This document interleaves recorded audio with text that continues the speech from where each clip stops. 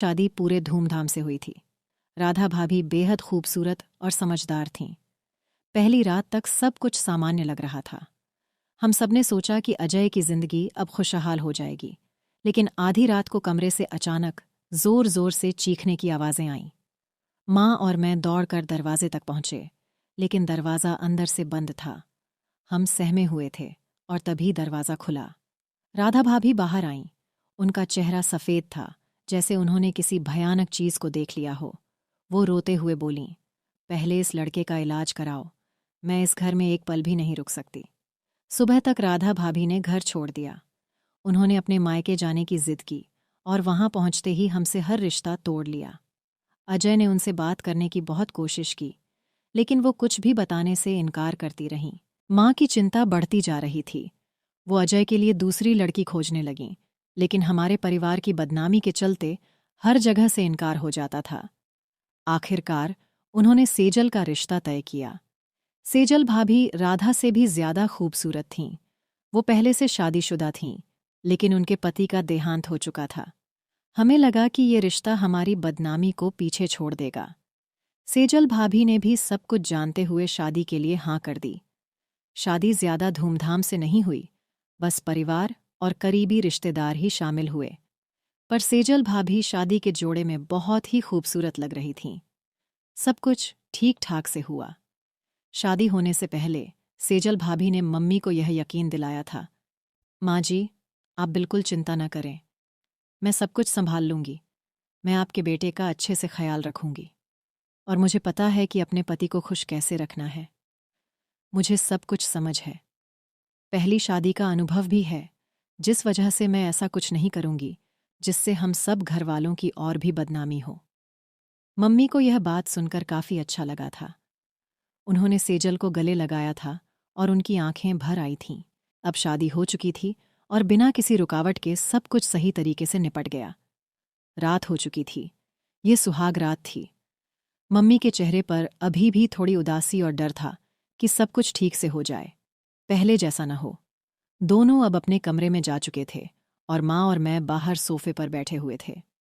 सब कुछ सामान्य था। आधा घंटा बीत चुका था। मैं और माँ बिल्कुल चिंतामुक्त हो गए थे कि कोई परेशानी नहीं है।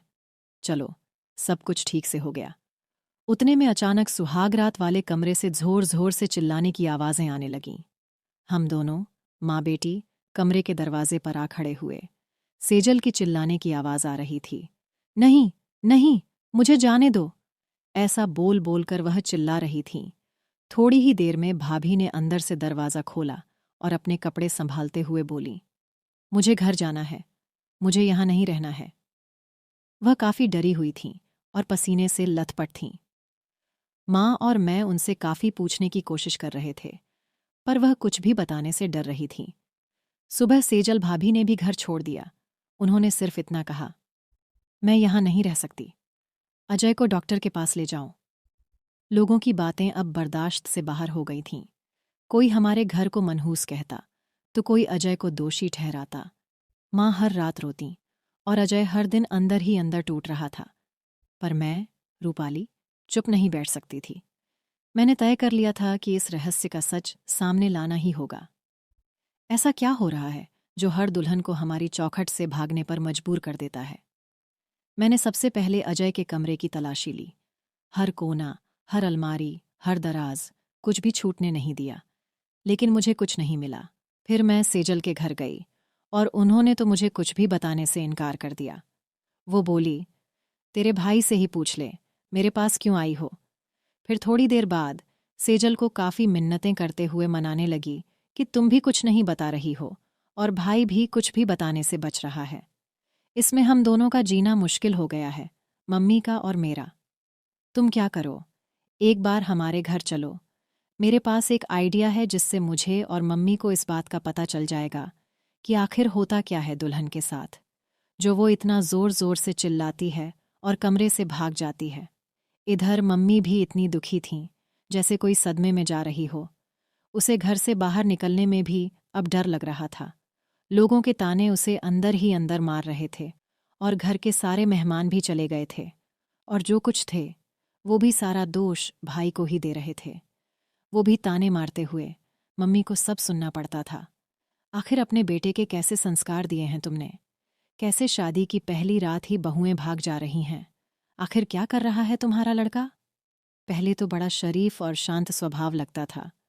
उसका कभी उसके बारे में कुछ ऐसा सुनने को भी नहीं आया कि लड़ने या कुछ गलत काम किया हो या संगत में हो। तो ये शादी के बाद ही ऐसे कैसे अचानक इतना बदल गया? क्या उसे ये मालूम नहीं है कि नवेली दुल्हन के साथ कैसे रहते हैं? उसे आदत नहीं होती इन सब चीज़ों की। उसे टाइम लगता है सब समझने में। उसे बोलो, थोड़ा अच्छे से रहा करें अपनी पत्नी के साथ। इन तानों ने मम्मी को बीमार कर दिया था और मेरी हालत भी खराब हो रही थी। मम्मी को इस हालत में देखकर अब इसका इलाज मुझे ही करना था। अगर हम घर पर रहकर इतना सुन रहे हैं तो भाई तो दिन भर ऑफिस में रहता है और ऐसी खबरें फैलने में ज़्यादा टाइम नहीं लगता। पक्का ऑफिस के सब लोगों को भी यह खबर लग गई होगी कि अजय की पत्नी सुहागरात को ही घर छोड़कर भाग गई। वे लोग भी काफ़ी मजाक उड़ाते होंगे भाई का, और उसे भी इन सब चीज़ों का सामना करना पड़ता होगा। लोगों का क्या है, वे तो कुछ भी बोल सकते हैं कि लड़की ऐसी ही होगी, भागने वाली। कहाँ से रिश्ता लाए थे अजय के घर वाले, जो दुल्हन एक दिन में ही भाग गई? भाई की शक्ल देखकर साफ झलकता था कि उसे भी इन सब चीज़ों का सामना करना पड़ रहा है। मैं जैसे तैसे करके सेजल को घर ले आई कि बस एक दिन के लिए रुक जाओ, फिर मैं सब कुछ ठीक कर दूंगी। मैंने भाई को फ़ोन करके बता दिया कि सेजल भाभी वापस आ चुकी है। भाई यह सुनते ही काफ़ी खुश हो गया। मैंने भाई को ऑफिस से जल्दी घर आने को कह दिया और भाई भी बोला, हाँ हाँ ठीक है, मैं शाम को जल्दी घर आ जाऊंगा। उसकी आवाज़ सुनकर लग रहा था कि वह काफ़ी खुशी और जोश से बात कर रहा था। इधर मैंने भाभी को फिर से दुल्हन की तरह तैयार किया और भाई के आने के टाइम पर उसे भाई के कमरे में बैठा दिया। फिर मैं रूम के साइड में जो पर्दा था उसके पीछे जाकर छुप गई। अब बस भाई के आने का इंतज़ार था, लेकिन सेजल को अब भी काफ़ी डर लग रहा था। फिर भी मैंने उसे बोल दिया था, तुम टेंशन मत लो, मैं इधर ही हूँ। सेजल इसी शर्त पर वापस आई थी कि रूम में मैं भी रहूंगी। अब मैं जाने को बहुत उत्सुक थी कि दुल्हन इतनी क्यों चिल्लाती है और डर जाती है। आखिर ऐसा क्या देख लेती है? आज मैं अपनी आंखों से देखने वाली थी अपने भाई की वह असलियत, जो राधा और सेजल दोनों को ही मालूम थी। अब भाई घर पर आ चुका था और जैसे ही वह रूम में आया, उसने भाभी को पलंग पर देखा और खुश लग रहा था। उसने कमरे का दरवाज़ा अंदर से बंद कर दिया और अपनी बैग टेबल पर रख दी। फिर बाथरूम में चला गया, शायद फ्रेश हो रहा था।